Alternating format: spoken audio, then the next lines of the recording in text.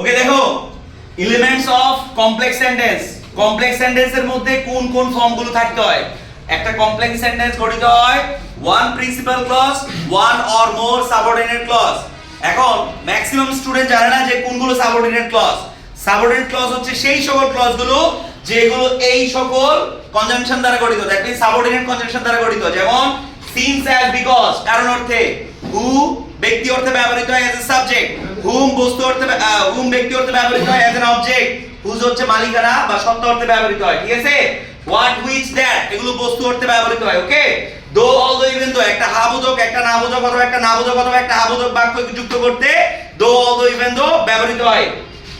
So that, in order that, lest এবং that এগুলো উদ্দেশ্য অর্থে ব্যবহৃত হয়। যেমন I can do the sum so that I can get more marks. Okay, তারপরে till, until, if, unless, provided এগুলো কি অর্থে ব্যবহৃত হয়?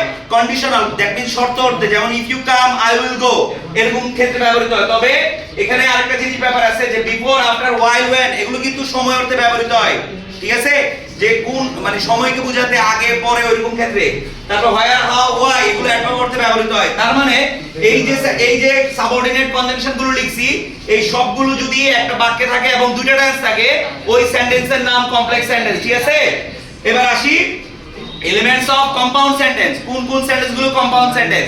আমরা জানি ফ্যান ভয়েস যুক্ত, দ্যাট মিন্স কোঅর্ডিনেট কনজাংশন যুক্ত সেন্টেন্স গুলোকে কি বলে? কম্পাউন্ড সেন্টেন্স বলে। এই ক্ষেত্রে আরেকটা উল্লেখযোগ্য কোঅর্ডিনেট কনজাংশন কোনগুলো? FANBOYS, F, for, and, or, not, yet, so, but, else এগুলো হয়।